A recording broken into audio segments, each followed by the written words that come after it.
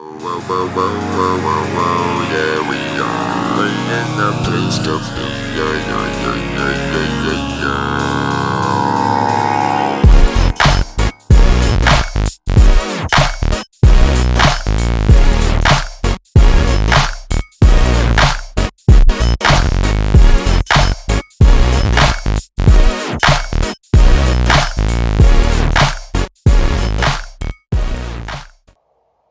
Olá, bem-vindos.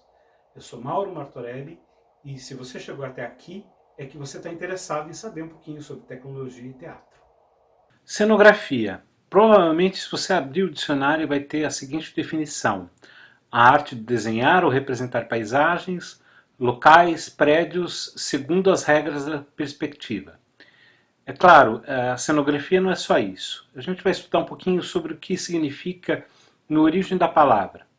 Cenografia vem do grego escenografia, que significa skene, cena, e graphein, que significa escrever. Surge pela primeira vez esse termo por Vitrúvio, no século I depois de Cristo. A cenografia também pode ser definida como a arte, ou técnica, ou ciência de projetar e executar instalações de cenário para espetáculos. Ou a cenografia designa a arte de organizar o espaço cênico graças à coordenação de meios técnicos e artísticos. Ou, como eu gosto de chamar, é a materialização da visualidade do espaço cênico. Tecnologia. Tecnologia vem do grego tecnologia, que vem de techne, que também pode ser definida como arte ou ofício, mais o sufixo logia, que significa estudo de algo. Ou a arte do conhecimento de algo, ou o domínio de uma matéria técnica. Para explicar como chegamos até aqui, a gente vai ter que começar quebrando alguns ovos. O teatro e a sua gênese tem muito com essas questões fundamentais que a gente sempre questiona e pergunta quem veio primeiro, o ovo ou a galinha, né? Então a gente não sabe muito bem ao certo da onde surgiu ou se o teatro sempre esteve junto com a humanidade.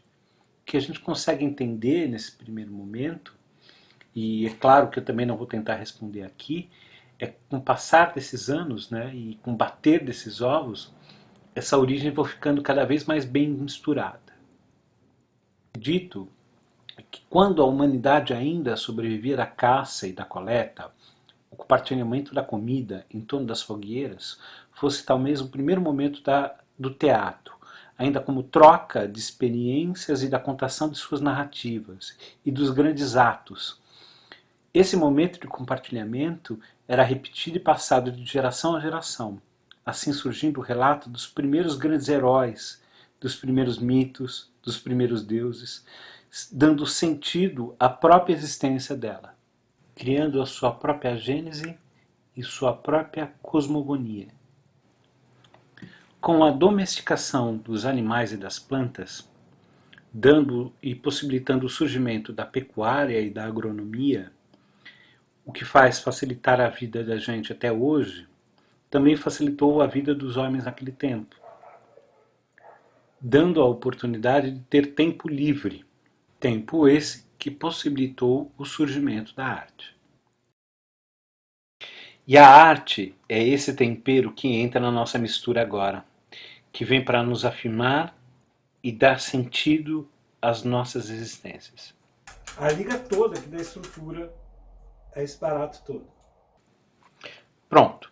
Agora já temos todos os nossos ingredientes reunidos, mas ainda não homogeneizados. Somente a dinâmica do tempo faz com que as coisas sigam se juntando e ligando as peças, uma a uma, fazendo ganhar consistência. O que faz ganhar essa consistência é o tempo, é o trabalho do tempo. Mas Mauro, tu és um enrolão mesmo, não é? Você não falou que a gente ia falar de cenografia e tecnologia? E até agora a gente está vendo você fazer uma panqueca? É isso mesmo, eu estou fazendo uma panqueca. Mas calma, gente. Logo, logo a gente vai chegar numa outra etapa. Levou muito tempo para a gente chegar, para a humanidade chegar nessa panqueca que a gente tem hoje, né? E para chegar até lá, a gente vai precisar ainda ter muito mais chão. Mas calma, logo logo a gente está chegando no fogão dessa história. Pronto, chegamos no fogão, na efervescência disso tudo. É claro que com tudo isso sempre teve aquela fogueira mais animada, aquela que atrai os povos, aquela que atrai os grupos, mais gente. E a estratégia de sobrevivência muda daí por diante. Surgem as cidades, os estados, as nações e as culturas. Mais gente significa mais trabalho, mais gente para alimentar, mais boca para comer. E com isso também surgiu mais divisões de trabalho, de afazeres e especializações de trabalho. Também passa a ter todo esse esforço para que se possa ter mais tempo livre. É o tempo livre para ser preenchido com a arte, com a diversão e com o entretenimento. Então, a gente tem essa estruturação que parece ser primitiva, mas na verdade é bastante racional. Quando a gente fala na estrutura circular, a gente fala na preservação de energia. Quando a gente coloca a fogueira no meio, no centro, e a gente está preservando a nossa energia e nos preservando. Esse é o mesmo pensamento da natureza, como vocês podem observar, representada nesse globo. Mas enfim, em cima dessa estruturação de como esses encontros aconteciam, o Estado entra para organizar esses encontros dentro da sua sociedade. Então, a estrutura estatal vai estabelecer dessa primeira condição e da representação dessa natureza a começar a desenvolver a sua própria estrutura.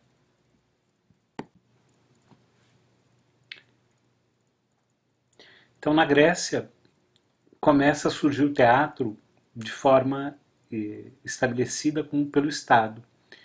E é esse estabelecimento, né, através dos ritos dionisíacos, através da manifestação religiosa do deus Dionísio, da celebração do deus que representa o deus do teatro, começa a estabelecer uma nova ordem, né, de como os ritos deveriam acontecer, a partir da construção do próprio estabelecimento da manifestação teatral.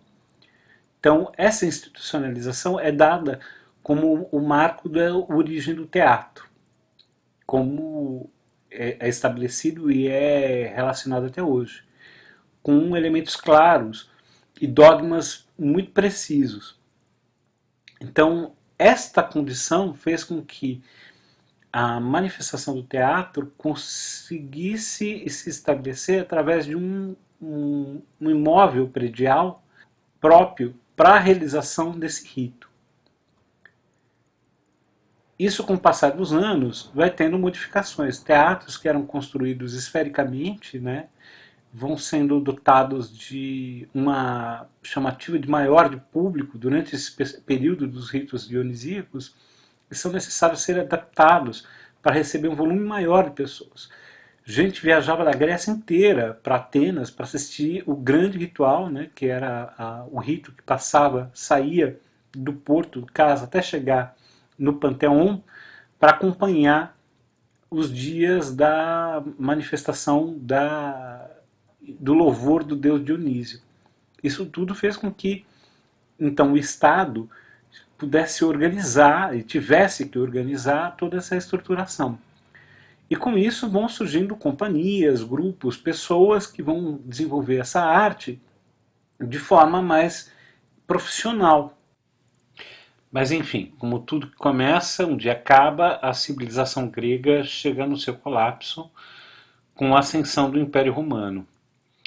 E o Império Romano pega tudo que surgiu durante esse período da experiência da democracia grega e anexa na sua cultura. E o teatro faz parte disso, uma parte importante, inclusive, disso. E surge a necessidade da construção de um espaço voltado a uma interpretação mais voltada aos elementos artificiais, onde é necessário a construção de um prédio próprio para a execução e da realização do teatro. Então, essa questão, né, afasta da questão primordial do teatro grego, da relação e da conexão com a natureza. sendo uma conexão e uma relação totalmente construída, totalmente artificial, já própria dos elementos da articulação da arte. Então esse espaço começa também a competir com outras manifestações de cultura da sociedade romana, como a Arena dos Gladiadores, que a gente vai ver aqui uma imagem do Coliseu. Então, houve uma necessidade clara de mudança de perspectiva para competir com o que acontecia na Arena dos Gladiadores. Então, o teatro passa a ser violento, passa a ter o mesmo apelo das arenas dos gladiadores. Coisa que no declínio do Império Romano fez com que o teatro fosse abolido, fosse proibido com a ascensão do cristianismo. Então a gente chega num período obscuro da história do teatro, porém bastante rico e bastante produtivo no sentido de achar soluções para outras formas de manifestação. E durante um período de quase 1000 anos, o teatro vira um teatro itinerante. E a gente vai ver muitas imagens em muitos filmes e tudo mais dessa questão da carrocinha com as trupes mambabes seguindo pelas vilarejos e enfim.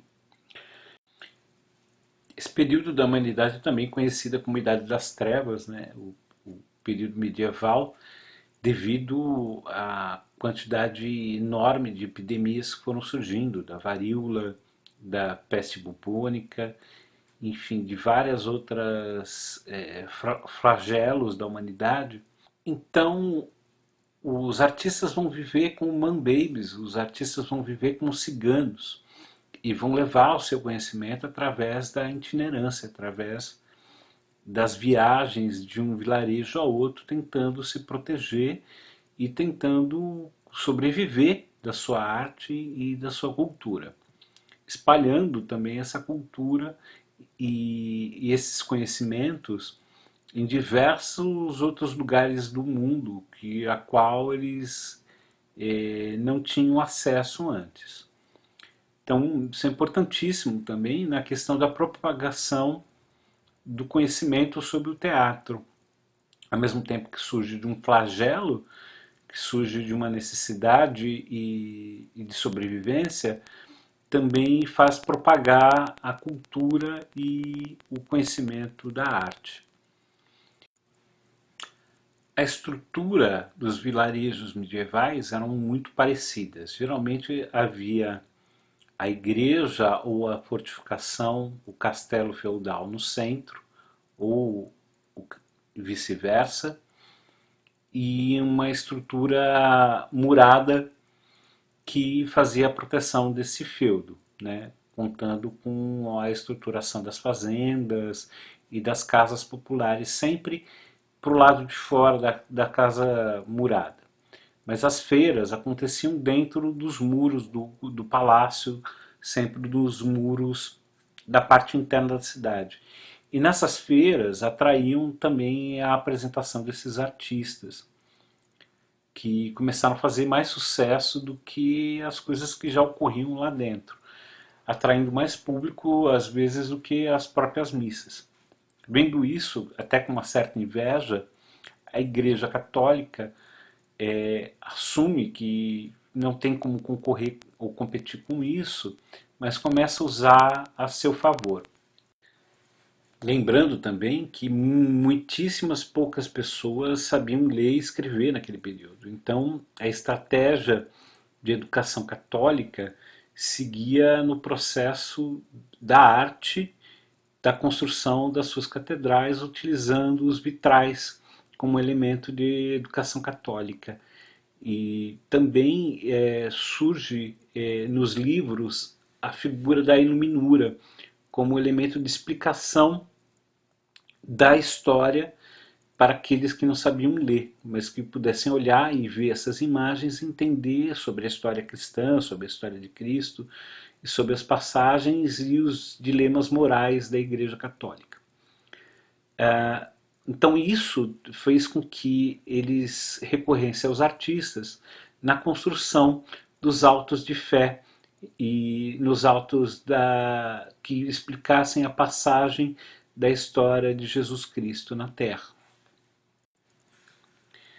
Então, com o advento das descobertas de novas terras, de novos lugares, né, e com as navegações para as Índias e para a África, a intensificação do comércio, cria uma nova classe social, que é a classe da burguesia. E essa burguesia vai de contra aos ideais da Igreja Católica e começa a impor os seus próprias morais e, enfim, os seus próprios costumes, e não aceitando mais as imposições tão abertamente da Igreja Católica, né?